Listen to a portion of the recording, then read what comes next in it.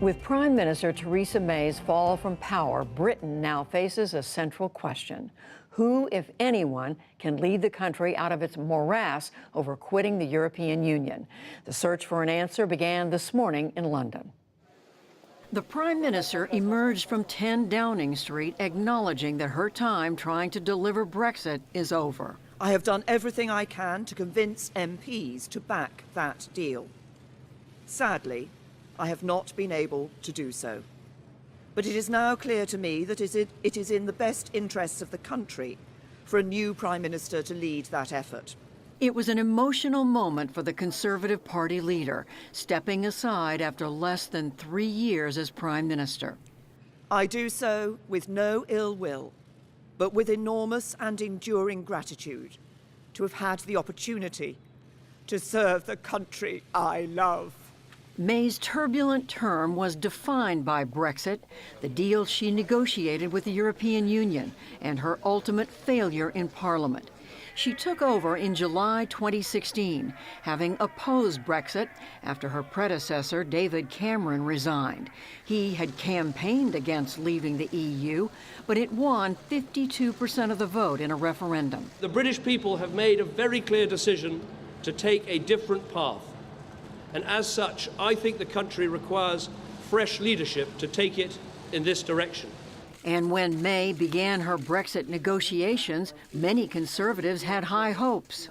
There is no one who is going to be able to negotiate the right deal for Britain better than Theresa May. She is battling for Britain. Last July, May and her cabinet finally reached a deal with the EU, spelling out the terms of Brexit. Mr. Speaker, this is the right Brexit, leaving the European Union on the 29th of March 2019. But leading Brexit advocates like Secretary David Davis and Foreign Secretary Boris Johnson resigned over that deal almost immediately. They charged it could keep Britain tied to the EU for years to come. Despite May's pleas, Parliament rejected the deal 3 times, finally pushing back the Brexit date to October 31st of this year. This delay is a matter of great personal regret for me. And of this I am absolutely sure. You, the public, have had enough. The opposition Labour leader, Jeremy Corbyn, said the truth is supporters and opponents alike have had enough of Theresa May. She clearly cannot command a majority in Parliament. She clearly has lost the confidence of her own MPs, and in all the discussions she's been having with her MPs, they've all said one thing to her, that they don't support her strategy. Now, leading Brexiteers in Conservative Party ranks are vying to replace May. Former Foreign Secretary Boris Johnson is the early favorite. Former Brexit Secretary Dominic Raab and former leader of the House of Commons Andrea Leadsom are seen as likely contenders. Leadsom quit just this week, finally tipping the balance against May. Never too late to stop Brexit. Moderate Conservatives like Foreign Secretary Jeremy Hunt may step forward too.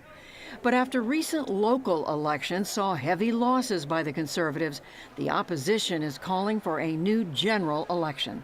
There has to be another opportunity for the people of this country to decide who they want to be in their government, how they want the government to be run, what the long-term strategy is of that government. I think we need a general election. We don't need another Tory leader installed by Tory MPs. Theresa May formally steps down as Conservative Party leader on June 7th, but she will remain as a caretaker Prime Minister until the party chooses its new leader.